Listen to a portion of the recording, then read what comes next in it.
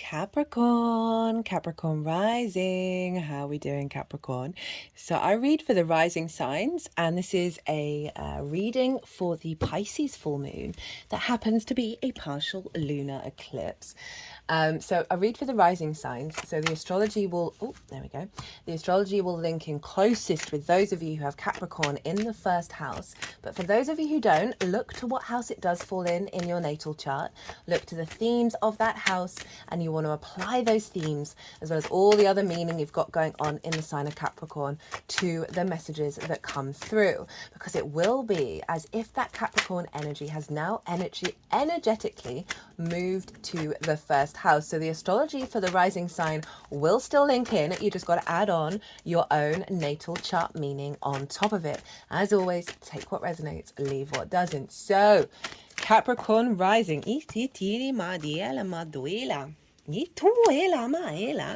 Oh, your cards are coming out quite quickly.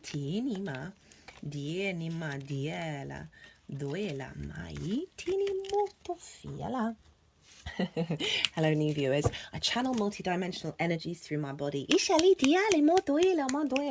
it comes through in vocal and physical light language, which you just heard and you just saw. Which all of which brings in healing, attunement, and activation codes to the messages that come through in these readings. So where was I?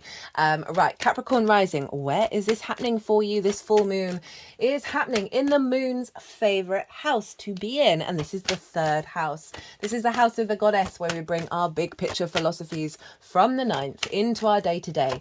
It's our environmental frequency. It's the things we do on a day-to-day basis. It's how we find meaning in the day-to-day, as well as the lens in which you communicate through. It's also linked into schools, therefore learning something new for the first time, as well as short distance trips.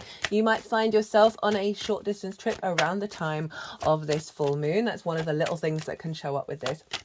So I work with 6-month cycles, and even though full moons do mark an ending, a level of completion, they bring in a download code that will then unfold over the next 6 months. And I have done a collective reading. That's always the first reading that goes out. And I've broken down the astrology in way more detail and really tapped into what's the inherent intention that's the most integrative and expansive energy for us to work with, right? What's the root intention of this full moon, this eclipse for the collective? Did a collective tarot reading as well. Lots of lovely channeled messages came through. It's a big one, right? This is linked into the Pluto transit as well, which I've also done a series on, and the astrology is exactly the same of what I talk about in that. And it might be really useful to go watch that now, come back, and then listen to this, because it's the exact same alignment that's happening at this full moon, and it's impacting the moon and the sun. I'm going to touch on it very briefly in these readings, but just want to let you know there's some big stuff going on. I've got 3 decks in this oracle reading. I'll do it after the all 12 sign series.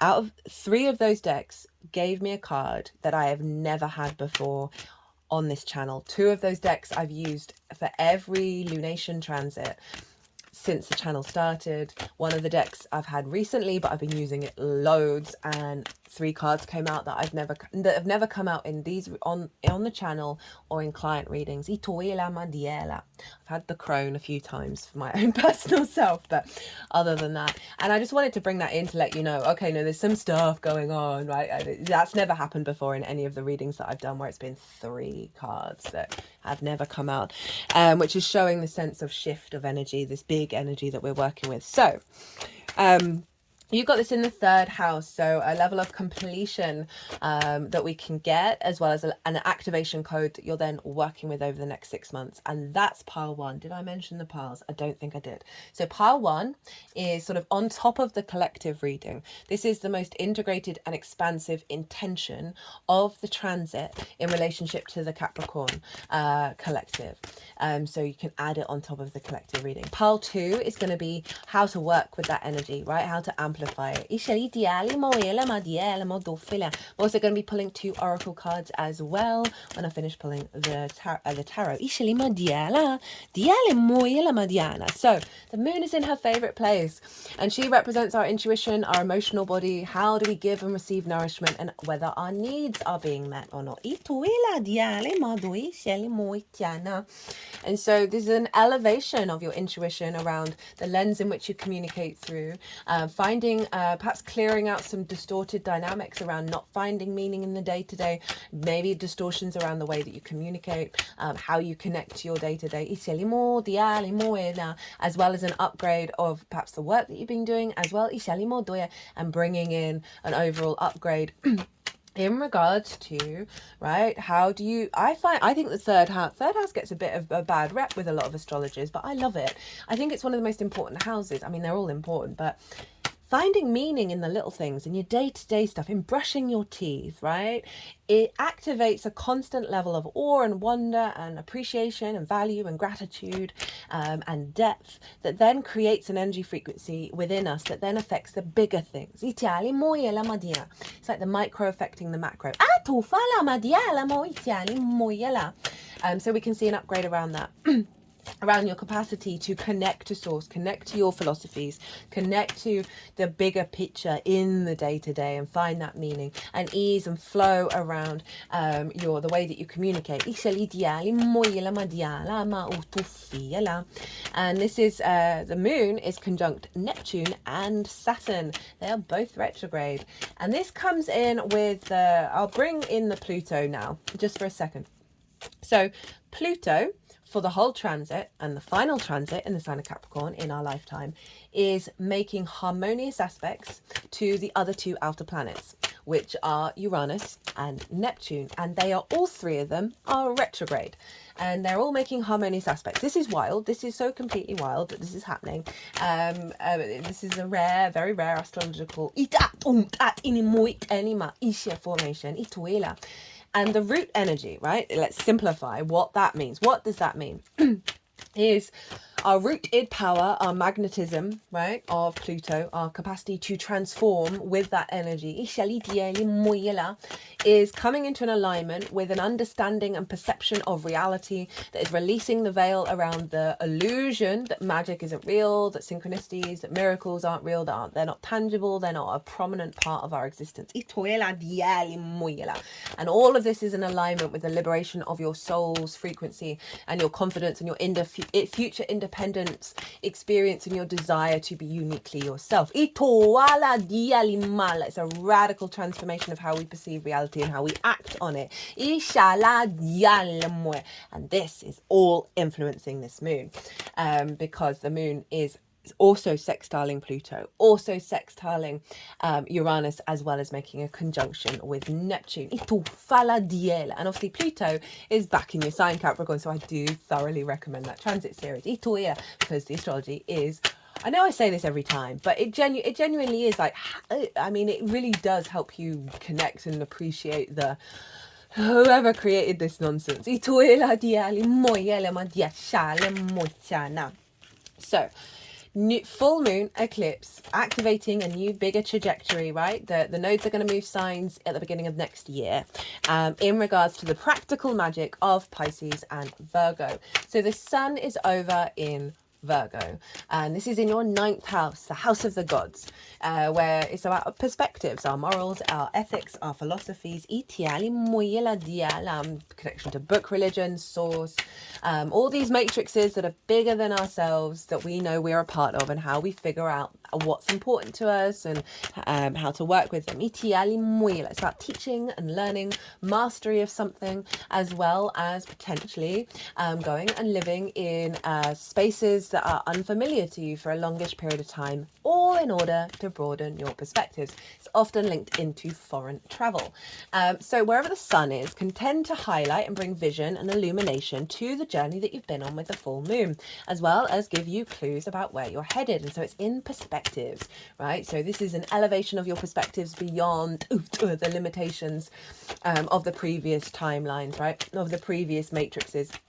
because the main core collective message that came through was this full moon, this eclipse is activating our capacity to intuitively, emotionally connect to the crystalline grid, which is like the next stage of the evolution of our consciousness, rather than connecting to the old grids that are part of the older dynamics.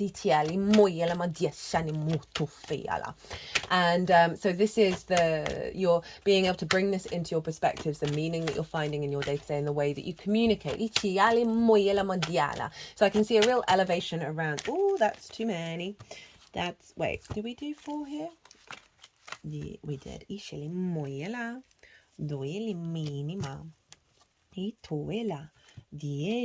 Let's do that. And sorry, I get a bit distracted when I have to shut off my mind when I'm doing things with the cards. What was I talking about? Oh yeah, perspectives. Right, I can really see an elevation of your capacity to perceive the magical reality, right? And be able to integrate it into your day-to-day.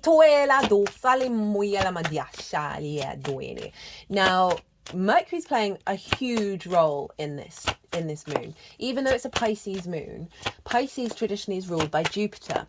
And so whatever's going on with Jupiter is influencing what's going on with the moon. But Jupiter's in Gemini, which is ruled by Mercury. And so it's being influenced by Mercury, and Mercury's in its own sign. It's in Virgo, and not only that, but it's exalted in Virgo, which means it's all the qualities of Mercury are raised on high. It's the only planet to be exalted in its own sign. It's ruling the whole chart. So even though this is a Pisces moon, which is very sort of non-rational, synchronistic, things appearing out of nowhere, sort of like the ebb and flow of the ocean, heightened intuition, heightened synchronicities, heightened dream work, we've got a very strong Mercury governing the whole chart, right? So our capacity it's a reorientation around our perception of the information that we're gathering, that we're able to then facilitate bringing about flow, and facilitate and bring into the world. So that's a big influence. And not only that, but Mercury is conjunct Vesta, and Vesta is all about the initial soul contract. And wherever she is in your natal chart, wherever she's traveling by transit, she's helping us reconnect back to that and essentially clear out a lot of the sub-clause contracts that come from the original contract that we've done and we don't need clustering it up, right? It helps clear the deck of that. She represents devotion, and a sense of ritual and dedication. So she's conjunct Mercury, and so that is all influencing everywhere. And I love it. So it's a realignment with your initial soul contract, your initial perspective, elevating the limitations around the rational or the limitations around our perceived idea of what is rational, really just shifting gear of getting away from the worry and the over planning and the over observation, and really surrendering into a sense of faith and openness and trust to the miracles, to the synchronicities, and allowing that to come from a place of facilitation, right, in the 3D world that is essentially elevating and healing us. Now, there is lots of other cool stuff going on, which I talk about way more in the collective reading, but the last thing that I'm going to mention as I'm getting these oracle cards out, this deck is being very particular, is Venus at the time of this moon, who rules the South Node, is part of the nodal axis series at the moment, is opposite Chiron over in Aries. So I really like this as it's bringing in the Aries Libra axis, even though this is a Pisces Virgo eclipse cycle. So she's opposite Chiron. So it may be that over the next 6 months, there are going to be a revelation of wounds and the wisdom behind those wounds around autonomy, sovereignty, the I am, the Aries energy of it all, in relationship to the feminine energy. Now, that's not sex specific. We have that within all of us, but it's Venus, right? And they're in opposition, and this can highlight where things are out of balance, where certain wounds around the Venusian energy have influenced the wounds we have in Aries. And obviously Aries is your 4th, Libra is your 10th home and life purpose. So there may be some wounds from the home space, whether it's parental figures, ancestors, that may come up in regards to life purpose and career. But I'm not saying that to scare you. I'm just saying that it's likely that these may come up to act as transformative tools. Now, what I really feel with this is Venus is in her own realm. She's in Libra. She's in her power. Libra is the social warrior. It is about the diplomacy of it all. But let's not go too far and be people pleasers and be kind all the time. We want to be nice all the time. We want to be kind, and kind can be real, and that's the best thing for all of us. So Venus is very much in her power, in her bringing together and bringing balance. You know, the Justice card is a Libra card. This is about objective and empathetic perception. Now Aries and Chiron in Aries, the wounded healer, the master teacher, that Chiron energy for me is very much about, especially retrograde and with the opposition with Venus, is releasing wounds, connecting the dots, finding appreciation, finding harmony, finding balance around wounds that have stopped us embarking into new territory, right? Blockages. Aries is always the first one out, right? Wanting to go and explore. Any wounds around that have blocked us from being able to do that.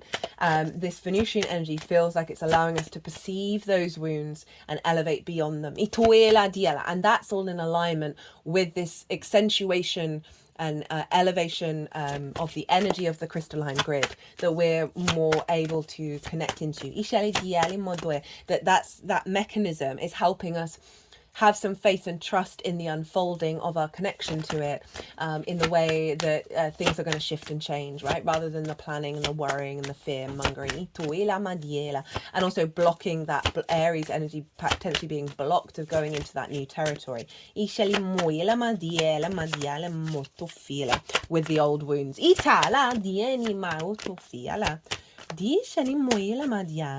And obviously the themes of your 10th house and your 4th house are going to play a role in that.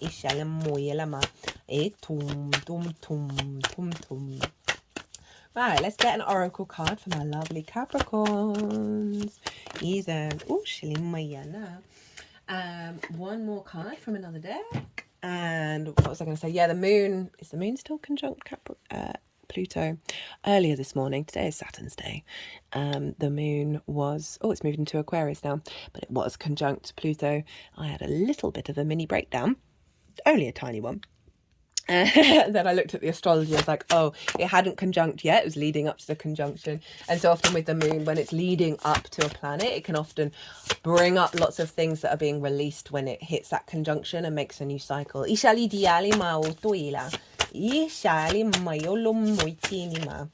Well, I didn't have a breakdown. That's really extreme for me to say. I just got in my feelings.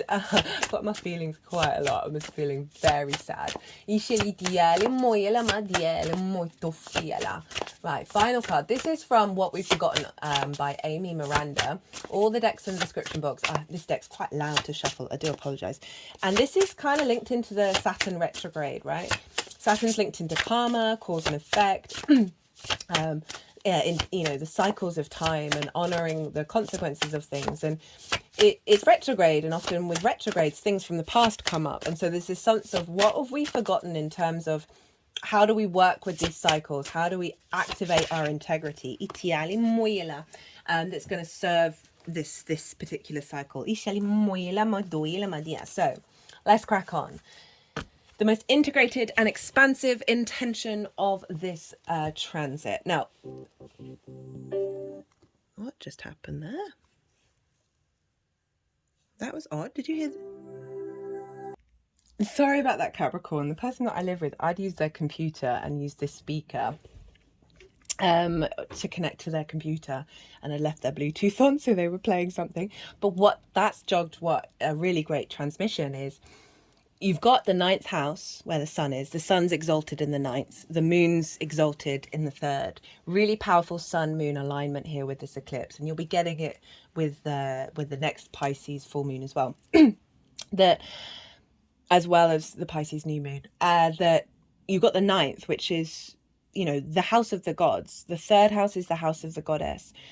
and that's about communication, but also meaning. This is like the intuitive synchronicities and the messages and the downloads that you're going to be getting from this higher level of perception and this perspective of the ninth, and also the energy of the gods, and you know, that's the planets, that's the universe. So there's something about unexpected like transmissions and downloads coming in.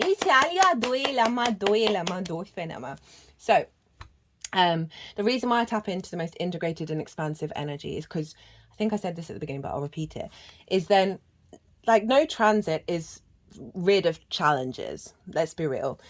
So you can apply this, you can get this, the idea of if you're going through something difficult or there's something you don't understand why this is happening, you can then apply the intention to it, as well as to the blessings that are going on. And that just gives you a bit of a zoomed out perspective that you can then sort of quickly get to the wisdom of it, rather than be completely lost and feeling like this, it's a bit of a struggle and a difficulty in a way that will never end, right? If you're like, okay, I can see why this is doing this now. It's that kind of vibe. So we have the Five of Cups in reverse, and that's very interesting. You've got the Five of Pentacles in reverse. We've got Earth and Water there, which is what this moon's all about. The Queen of Swords, the Moon, and the Magician. So this is the intention of this transit, and this is Pisces, and this is Mercury. So, Five of Cups in reverse. Obviously, the Five of Cups is about grief, is about disconnection, the heaviness of it all, of looking at the Three of Cups that have fallen over, which are all about play, joy, abundance, celebration, being around people who appreciate you, you appreciate them, being in flow, amongst other things, right? And this figure is looking at that which has spilled over. So you may have had that joy in your life and it's gone, or just generally just feeling the loss of it all. And so this is in reverse. So it's saying that grief energy, that sort of stuck, heavy energy, is being released around how you're perceiving the meaning in your day-to-day, right? And how you're communicating. You may have gone through a process, especially with Saturn being there, of just a level of disconnect around the communication, around the heaviness. But this moon is releasing a lot of that heaviness. And then with that ninth house energy of how you perceive and connect to the bigger matrices, it's helping release this grief. Which, love. Queen of Swords, a realignment to a new perspective, right? So, as I said, the whole chart's being ruled by Mercury, so it's not surprising a lot of sword cards have been showing up in these readings. This queen, the clouds are still there, so it's really acknowledging of the journey that she's been through, the difficult times that she's been through. But her head is now clear. There are no clouds in her eyesight, in her vision, in her perception, in her current space. And there's a bird above her crown chakra, and so there's an alignment of the messages and the downloads that are coming through your crown that is helping reorientate this perspective of how, you know, the connection to the day-to-day, as well as how you see the world and the universe and all of that. Her hand is open to receive. So she's open to receive this new dynamic. Queens are very yin in their nature. They bring in depth, nuance, they strategize, they observe, they really cultivate that energy. So it's about, this is cultivating your understanding of the past and not rejecting it, but also being aware you're moving into a new frequency, a new perspective around how you communicate, how you find the meaning in your day-to-day, all of the themes that I've talked about already. And it's coming from a very sort of spiritual place, because it's coming through the crown chakra. And then we have the moon and the magician, so Pisces and Mercury, who's over in Virgo. And the moon is saying that this that's following the Queen of Swords is allowing you to step into a more sensitive, psychic energy. Oh, my third eye is allowing more space for that, allowing more for the undulating energy of the moon, of the ebb and flow, of the unseen realms. It's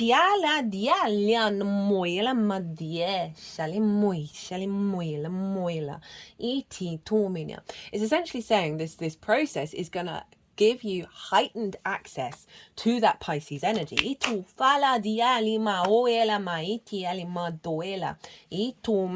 A relieving of the veil of certain illusions that we may have, right, that have been in darkness.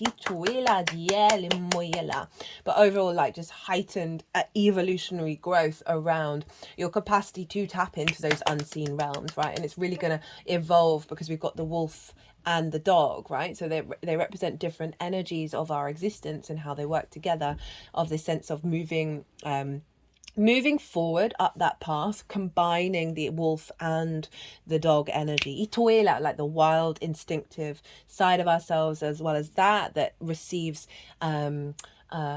training from the external. So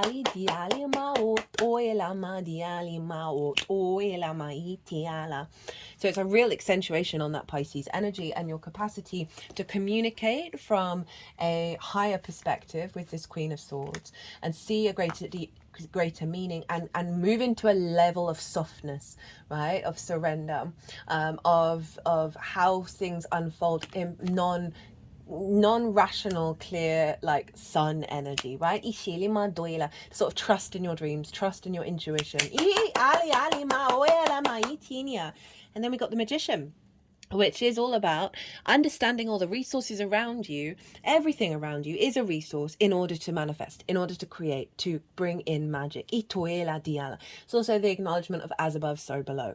The recalibration of our inner frequency and appreciation of the resources that we have within us is then reflected out in the world. So there's a real sense of an amplification of being more at peace in the ebb and flow of your day-to-day, the meaning that you find, the synchronicities, the downloads that you're getting, that you're then is going to have a knock-on effect through this sort of kind of surrender state of the instincts to manifest in a way that gives an increased abundance in your understanding of the magic within you, as well as your capacity to manifest and create in your day-to-day, right, in the local minutiae stuff, and also as well perhaps being seen as the magician in the way that you communicate. But speaking of like sort of moving away from old abundance or old limitations around abundance, we've got the Five of Pentacles in reverse. So this can be about the perspective of feeling left out in the cold, the Virgo energy, feeling run down, feeling exhausted, not connected to something bigger than yourself because they're outside of church. But in the past, most of the time, all churches, their door would be open. So there's something about these energies resisting going in and resisting accepting that. Probably for very good reason, but there's still this sense of resistance, this scarcity complex, and it's in reverse. So there's a sense of the perspective and how that manifests in the 3D of not having the support that can come in many different levels, of feeling more supported by source, feeling more supported by your local community, feeling the abundance, feeling connected. That's where you're getting the messages that may help facilitate abundance in the 3D world. Love that Five of Cups and the Five of Pentacles in reverse. I think that's incredibly powerful. So,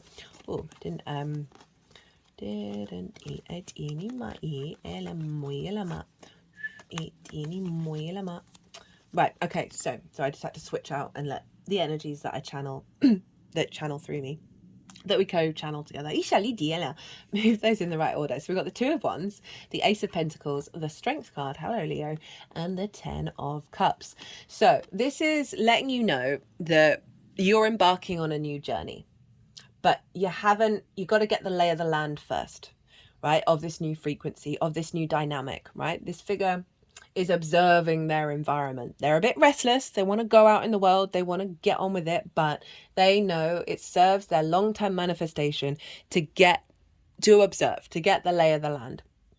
And this feels like the lay of the land in terms of what I was talking about, of being really open to what transmissions are coming through, how you're perceiving the world around you, right, from a more moon energy than a sun energy, and cultivating an awareness of that your environment's shifting, right, and you've got to figure out what works.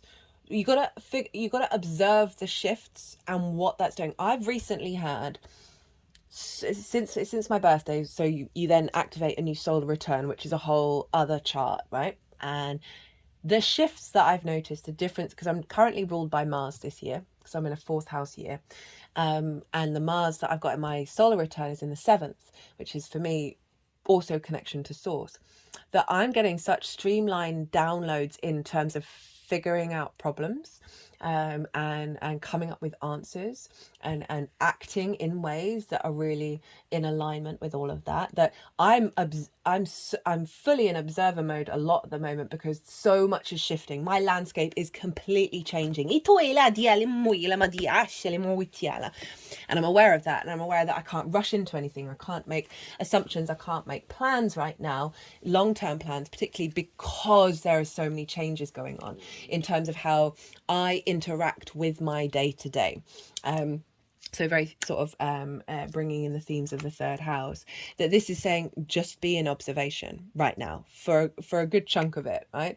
And realize that while you're in this observational mode, while you're cultivating and being in a state of openness to what's going on, and bringing a deeper understanding of these resources that are coming in, that it's going to make you a lot stronger in the long term if you allow yourself to step into that Two of Wands. As I said, can be a bit restless because you want it all to go, go, go, go, go. But it's saying it's going to serve you in the long term in terms of your manifestation to get into this space. We then have the Ace of Pentacles. And this is following on, actually, interesting, of the first thing that came into mind. This is providing a new opportunity around how you interact with the 3D world based on what's going to be kind of flowing through you, and this involvement of this energy, as well as the elevation and evolution of your perspectives, of the way that you find meaning, that is part of this upcoming shift in the nodal cycle. That through going through this, you're going to see more opportunities. You're going to see more offerings from source show up in your 3D.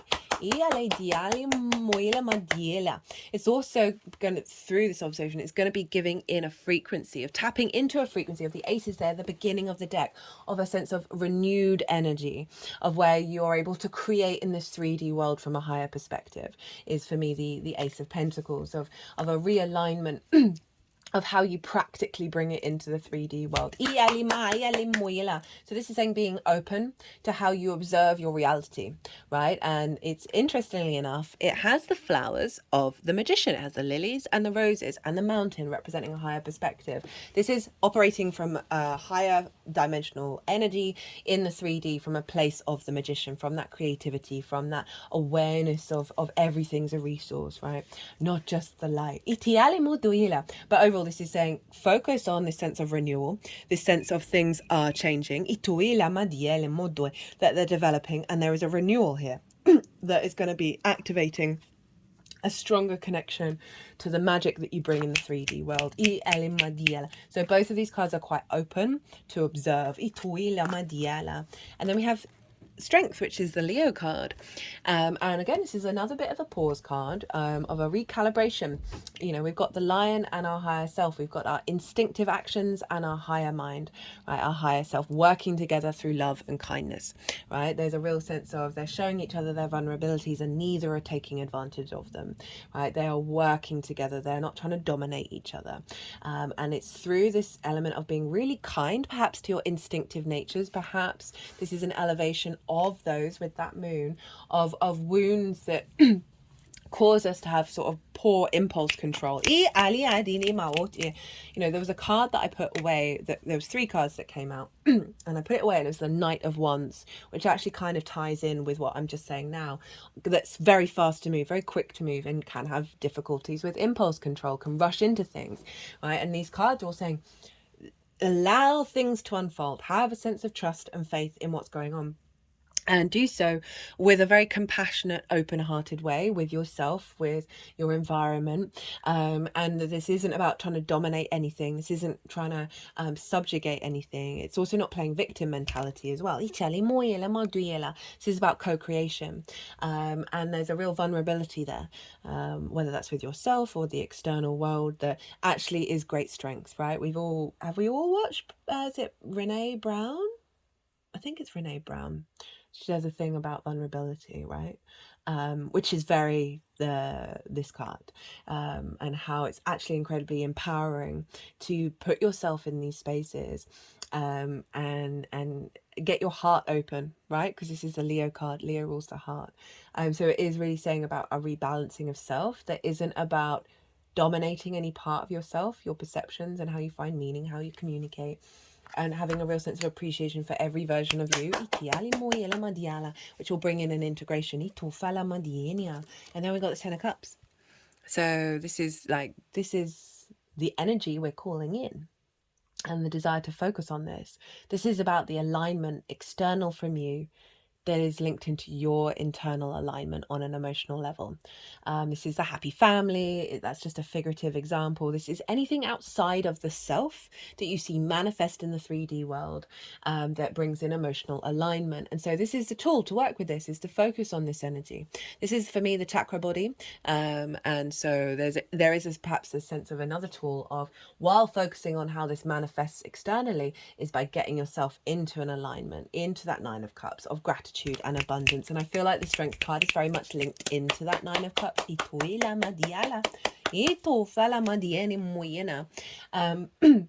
But if we think about the ninth and the third house, this is about an elevation of your perception of and your perspective of the universe, yourself in the universe, what's going on in the world, and how that can distort, right? The ninth house can get a bashing at the moment. How can that distort how you can even possibly find meaning when there's so much horror going on in the world?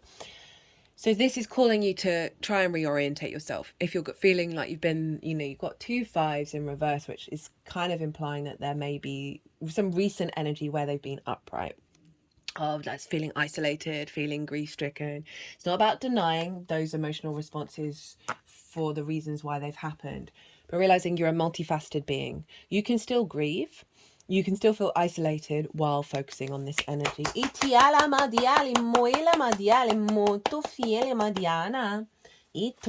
Right, so the cards that we got is the Dream Thief, Refusal of the Call, and Sacred Knowledge. Well, that, and it's number 3, and we've got a 13, third house transit. Whoop. Right, where are we? So this is from the Shaman's Dream Oracle. Big fan of this deck. All the decks are in the description box, as always. So we have the Dream Thief, rejection of the path of fulfillment, refusal of the call. This feels like that's linked into this big time. The Dream Thief is a soft and compelling seductress. Her only purpose is to keep you hypnotized by comfort and sameness. She wants you to tell your old stories over and over so you don't evolve beyond them. Ask yourself whether you are reverting back to the familiarity of your origin story of why you were wounded or when you were rejected. Do you talk about how your family molded you as a child without also acknowledging that you've already become someone else? Now that can tie into the Chiron energy in Aries in your 4th house, linked into the Venus in the life purpose, right, of a shifting away from those dynamics, as well as your perspectives and how that influences how you find meaning in the day-to-day. If you're keep repeating the old narratives, teaching from an old wound will never allow you a new adventure. Instead, bring to mind how you've already changed, remembering that you have new stories to relay and build upon. Do you want to move beyond the barrier of the glass you've placed between you and the horizon? You can, and it's not difficult. Answer the call to a new adventure and drop your resistance to sailing the uncharted seas of your potential. The wind will soothe and sing the Dream Thief to sleep, so you can wake up and move forward. You are so much more than you know. Now is a time to express what has lain dormant. Your new adventure has already begun. I'm just getting such a strong energy around the downloads, right? The synchronicities, the messages that you're going to be getting. That's going to be helping recalibrate your environmental frequency, which is going to help shift old perceptions around grief and isolation, that have those narratives that have kept us small, and step you into, by focusing on that 10 of Cups and really being loving and kind to yourself during this recalibration stage. It's just going to have a knock-on effect of you just finding yourself no longer attached to those dynamics of those old stories. But I really like that rejection of the path of fulfillment, and that 10 of Cups is showing up of like, this is what you need to focus on. Don't reject it by staying in the old narratives. I like that one. Right, sacred knowledge, the reset. Hard resets aren't just for electronics. The Malian entheologist, poet, I don't know what entheologist is, poet and historian Amadou Hampâté-Bâ shared the advice elders would give to outsiders who came to experience their ancient hunting rituals. You shouldn't bring back what I tell you by comparing it to what you know. You have to absolutely forget. You have to empty yourself of everything you know in order to learn. That's where we tell you to know that we didn't know. If you know you don't know, you will know. If you know that you don't know, you won't know. Well, that's a little bit of a conundrum. I love little riddles like that. You shouldn't bring back what I tell you by comparing it to what you know. You have to absolutely forget. You have to empty yourself of everything you know in order to learn. That's where we tell you to know that we don't know. If you know you don't know, you will know. If you know that you don't know, you won't know. For a week ahead, try to let go of any clutter as it pertains to unconscious bias, judgment, or worry, and set about forgetting some of our conditioning and instead remembering our humanity. When we recognize that we probably know something from science, something from a person in our tank top at a music festival, and some stuff from our families or lived experience, we can start to catalogue our knowledge, deciding what we want to upgrade or recalibrate, what biases or worries might need to be reset for you to continue on the next path of your adventure. Well, I love that. Just kind of summing up a lot of what's come through in this reading, and an awareness of the surrender energy, and that how we are shifting into a huge reset, a huge new timeline, and that's going to involve a releasing of a lot of things of what we perceive, a lot of meaning that we think we find that come from these distortions, and just be really open to observing, right? And focusing on this. This is going to get you through it. I mean, everything. I didn't want that to sound like this is going to be a terrible transit, but it's going to help elevate it, right? Oh, Capricorn, I'm going to leave it at that. I hope you enjoyed this reading. I hope it resonated. If it did, do not forget to hit that like button. As always, an honor and a privilege to read for you, Capricorn. Be good to yourselves. Be good to those around you. Safe travels and be well until we meet again.